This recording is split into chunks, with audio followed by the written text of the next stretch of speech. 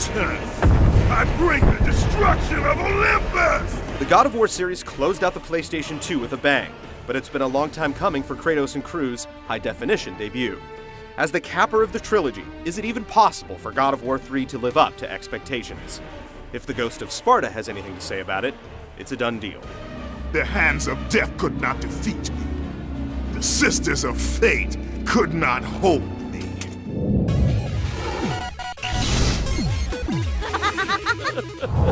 The mortal Kratos seeks to destroy all that I have wrought. Starting literally at the conclusion of God of War 2, the third installment finds Kratos and his posse of Titans attempting to scale Mount Olympus and fell Zeus. Of course, things are never as simple as they sound, and the God of Gods gathers a group of his toughest immortals to keep the Ghost of Sparta at bay. The death of Zeus is within our reach. Climb to my hand. Getting to Zeus quickly becomes the problem, and this cat and mouse carries the game as Kratos uses anything and anyone to achieve his vengeance. The story here is much simpler than the last game, though the writing is just as strong. There's one clear goal, and it twists and turns rarely distract enough to dilute the main arc.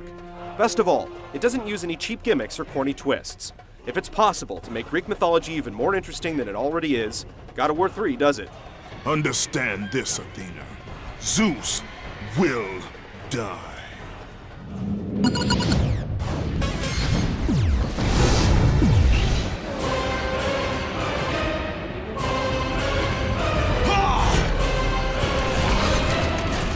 If you've played either of the first two games in the series, then you'll know exactly what to expect from the design. The quest is completely linear, with no branching paths and very little room for exploration. Invisible walls are everywhere, keeping Kratos from accessing areas he should be able to reach, yet keeping the player on track at all times.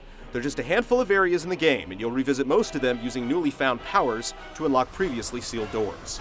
The levels are expertly designed, taking you down avenues so unique that you're surprised when you pop into a familiar area. It goes a long way towards squashing the feeling of backtracking. Kratos comes armed to the gills. He has four main weapons, including the electrified Nemesis Whip, the Blades of Exile, the Claws of Hades, and powerful gauntlets called Nemean Cestus. Typically, these weapons are handed down from the bosses that fall to your blade. All can be powered up multiple times by collecting red orbs, and each level unlocks a new set of attacks. By the time you reach the conclusion, the move list rivals that of Ninja Gaiden, with a focus on offense. Magic is governed by a meter that's replenished with blue orbs, and Kratos' special items are limited by another meter that rebounds over time. It's a tried and true system that ain't broke, so why fix it?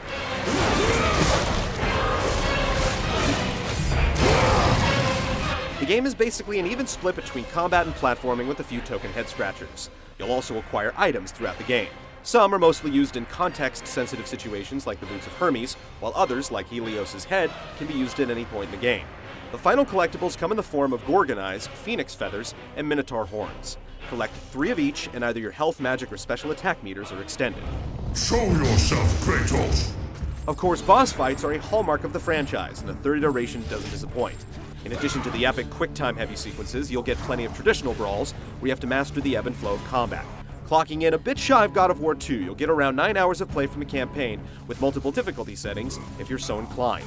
There are also challenge and arena modes to conquer, and some items you find in the campaign can only be used in these extras, or during your second playthrough. God of War 3 doesn't stray far from the franchise formula. The path to the end is clearly defined, weapon upgrades work exactly the same, and the percentage of platforming to combat remains untouched.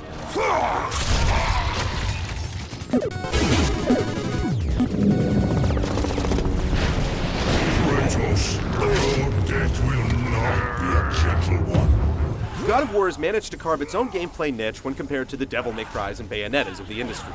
With a clear focus on offense, there's a certain rhythm to using each of the weapons. When you get in the groove and couple that with using the right analog stick to roll out of harm's way, there's little need for counters and blocking, even though they're available. All of the weapons have been expertly balanced, so you can truly choose the armament of your choice, power it up, and then watch the body count rise. You can quickly switch from one to another by pressing a direction on the D-pad. Juggles, area effects, and straight-up blunt force trauma are the precursors to the gruesomely awesome quick-time finishers. Because you have so much latitude, no two players play it the same, even if they use the same weapon. The caveat is that there are only so many buttons on the PlayStation 3 controller, and you'll use every one of them with an L2 modifier to use your magic and special items. Toss in Rage of Sparta mode by clicking both sticks, and it may seem confusing, but the game does a great job of easing you into it and constantly supplying on-screen hints. On normal difficulty, the combat isn't much of a challenge. Orbs are handed out like candy, and it always feels like your weapons are a level or two more powerful than they should be. We recommend stepping up the difficulty if you're a vet. No matter what difficulty you play on, the platforming can be rough. Kratos dies a lot more from falling into bottomless pits than from blood loss. The gauntlets you're forced to run through will test your dexterity and your patience, as the fixed camera angles don't do you any favors. The puzzles are of a pull a lever here, drag a crate there variety, and if you die several times in a row, you're offered to switch to easy mode.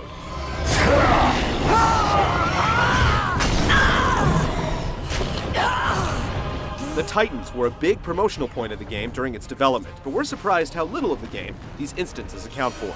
Yet, what's here leaves an indelible mark. Like a flea on Andre the Giant, Kratos scales their body parts, searching for a weak spot to exploit through QuickTime events. These sections are given scale thanks to cleverly placed Titan body parts at the edge of the frame, and the very first encounter destroys anything the prior games accomplished.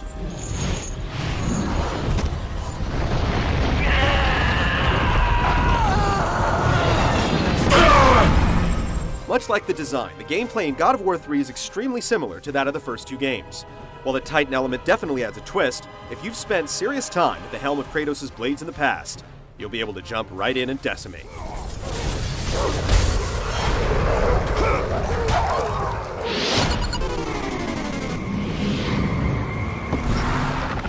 You have disrespected the gods for the last time, Kratos! God of War 3 definitely gives the PS3 a workout. The scale of the game, from top to bottom, is its most outstanding visual achievement. Creatures 3 times the size of the Empire State Building, fully animating while scores of enemies battle on their surface, is something we haven't seen before.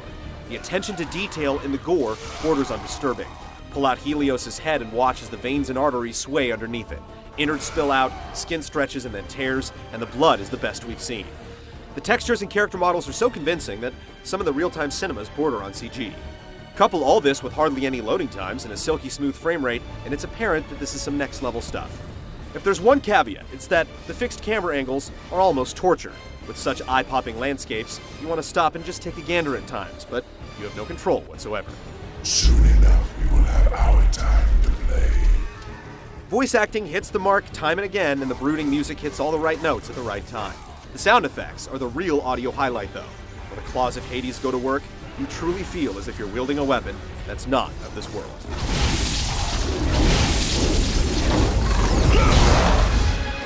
The quest for freedom is also a heavy burden. It's incredibly familiar and a bit brief, but God of War 3 still stands as a Herculean achievement. A lot of TLC went into its creation, and it comes shining through at every turn. The tweaks to the gameplay are minimal, and the lack of Titan interaction feels like a missed opportunity, but when Kratos is swinging his hypnotizing blades, it's easy to forget that the rest of the world even exists. Packed with so many memorable moments, it will be talked about for a long time to come. If you aren't awed in some way, shape, or form, not even the gods can help you.